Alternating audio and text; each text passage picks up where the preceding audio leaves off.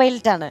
അങ്ങനെ ഒത്തിരി സ്പെഷ്യാലിറ്റികളുള്ള വെറൈറ്റി ആണ്. ഇവിടെ എപ്പോ വന്നാലും ഉണ്ണിയങ്കളുടെയും മധുവങ്കളുടെയും നമ്മളെല്ലാരെയും കൊണ്ട് ഡാൻസ് ഒക്കെ കളിപ്പിക്കുന്ന ആളാണ്. ഇപ്പൊ ചേച്ചി ഒന്ന് കരുതിയിരിക്കണം, ഇന്ന് ദാസങ്ങളുടെ പാട്ട് പാടി മേ ബി ഡാൻസ് കളിപ്പിക്കാൻ ചാൻസ് ഉണ്ട്. അത് മാത്രമല്ല വളരെ വെൽ ഇൻഫോംഡ് ആയിട്ടുള്ള. അതെ എന്തിനെ പറ്റി ചോദിച്ചാലും ദക്ഷ് കുട്ടനാണ് എത്തുന്നത്. Let's welcome Daksh Dharmik on stage.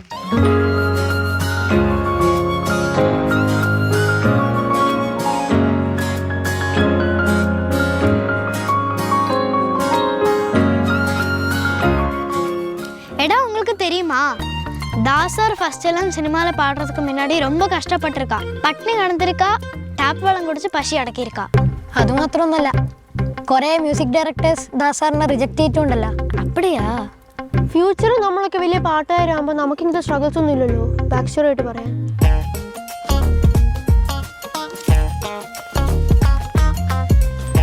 ആര് പറഞ്ഞു? 2 ദിവസമായി ഞാൻ ടാപ്പ് വാട്ടറാണ് കുടിക്കുന്നത്. പിന്നെ പട്ടിണി എടുക്കാൻ ഞാൻ ശ്രമിച്ചു, പക്ഷെ ഇത്രയും ഡിഫിക്കൽട്ട് ആയതുകൊണ്ട് അത് നടന്നില്ല. പക്ഷെ പാടുമ്പോ ഞാൻ ദാസാറായി തന്നെ മാറും. ദാസാറേ, മിനിച്ചേക്കണേ. Hi sir. Hi ma'am. Hi sir. എന്തോ ഞങ്ങളൊക്കെ ഒന്ന് ഇൻട്രൊഡ്യൂസ് ചെയ്യൂ. അറ്റത്തിരിക്കുന്നതാണ് നമ്മുടെ ഏറ്റവും പ്രിയപ്പെട്ട ഉണ്ണിയങ്കൾ. കണ്ടോ നീ? തൊട്ടുപുറത്തിരിക്കുന്നതാണ് നമ്മുടെ സെബ ചേച്ചി. സെബ ചേച്ചി മുന്നേ കണ്ടിട്ടില്ലേ ഇവിടെ വന്നിട്ട്? മഹാസംഗമത്തിന് കണ്ടിട്ടുണ്ട്, ക്രിസ്മസിന്. പിന്നെ ഇപ്പുറം ഇരിക്കുന്നത് നമ്മുടെ മധു സാറാണ്. ഓക്കെ, മധു ശരി. അതെ, ആ നിയോൺ ഷർട്ട് ഒന്ന് കാണിക്കേ, ഒന്ന് തിളങ്ങി കാണട്ടെ.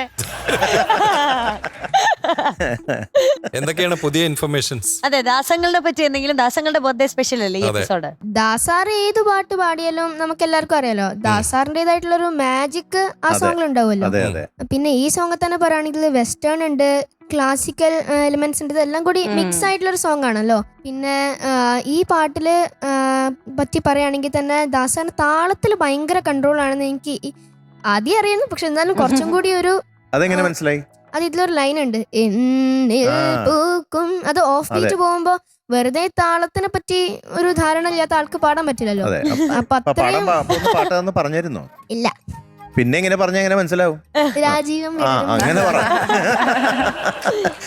സിനിമ ബെൽറ്റ് മത്തായി, വർഷം 1983, lyrics Poovachal Khader sir, music Raveendra master, പാടിയത് യേശുദാസ് സാർ. Very good. അപ്പോൾ all the best. Thank you ചേച്ചി.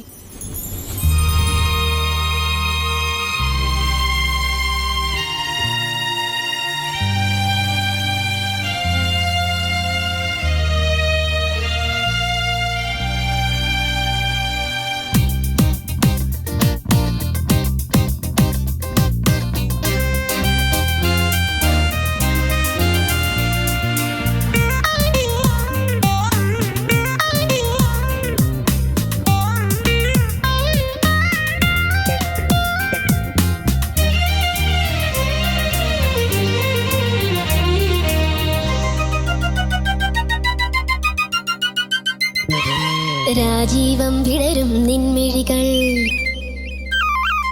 കാശ്മീരം മുതിരും നിൻ ചുടികൾ. രാജീവം വിടരും നിൻമിഴികൾ, കാശ്മീരം മുതിരും നിൻ ചുടികൾ. എന്നിൽ പൂക്കുമ്പോൾ ഹൃദയമയി നീ കേൾക്കാനായി പ്രണയപദം ഞാൻ പാടുന്നു. ഹൃദയമയി നീ കേൾക്കാനായി പ്രണയപദം ഞാൻ പാടുന്നു. ഒരു സ്വരമായി ഒരു ലയമായി അരികിൽ വരാൻ അനുമതി നീ അരുളൂ. രാജീവം വിടരും നിൻമിഴികൾ, കാശ്മീരം മുതിരും നിൻ ചുടികൾ. എന്നിൽ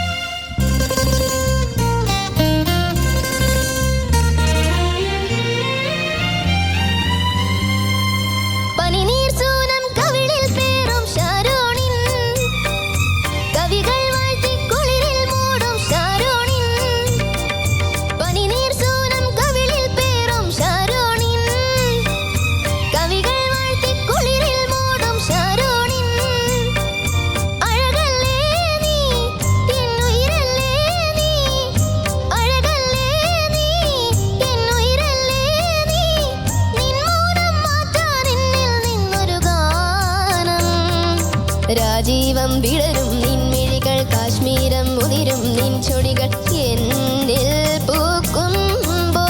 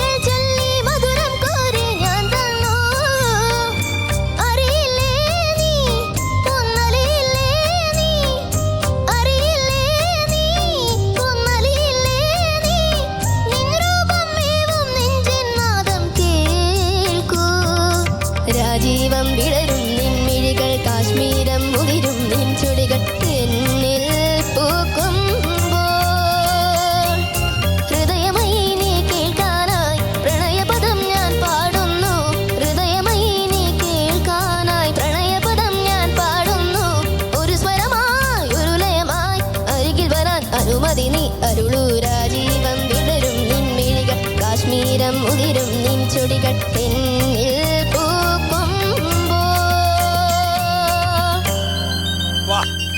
super super Thank you, sir. Thank you, sir. Thank you, sir. Thank you, sir. ഉണ്ണി മാർക്കിലേക്ക് പോവാം. Yes, sir. മാർക്ക് വേണോ? Yes, sir. വേണം. ഞങ്ങളൊരു കൺഫ്യൂഷനിലാണ്. എന്താ വേണ്ടത്? ഞങ്ങളിപ്പോ മൂന്നാളും ചെറിയൊരു കൺഫ്യൂഷനാണ്. എന്താ എത്ര കൊടുക്കണം എത്രയാച്ചാൽ നിങ്ങളുടെ ഇഷ്ടം. എന്നാലും മോന്റെ ഒരു ജഡ്ജ്മെന്റ് എന്തായിരിക്കും? ഞാൻ എനിക്ക് 100 തന്നെ തരും. അങ്ങനെയാണ് പ്രതീക്ഷ. ഞാനെനിക്ക് 100 തന്നെ തരും 100 out of 100. പെയ്യട്ടെ ഒരു മധുരമഴ. കളികൾ ചൊല്ലി മധുരം കോരി ഞാൻ തന്നു അറിയില്ലേ നീ ഓ പുതിയ മിഠായി. പുതിയത് തോന്നുന്നുണ്ടാ? അറിയില്ലേ നീ കൊന്നലില്ലേ നീ നിൻരൂപം മേവും നെഞ്ചിൻ നാദം കേൾക്കൂ ഹാപ്പി അല്ലേ നീ? അതെ. സന്തോഷായില്ലേ? ന്യൂ ഇയർ ആയിട്ട് നമ്മൾ തകർത്തു. ദാസങ്ങളുടെ ബർത്ത്ഡേക്ക് നമ്മൾ നല്ലൊരു ഗിഫ്റ്റ് കൊടുത്തു, നമുക്ക് നല്ലൊരു ഗിഫ്റ്റ് കിട്ടി അല്ലേ?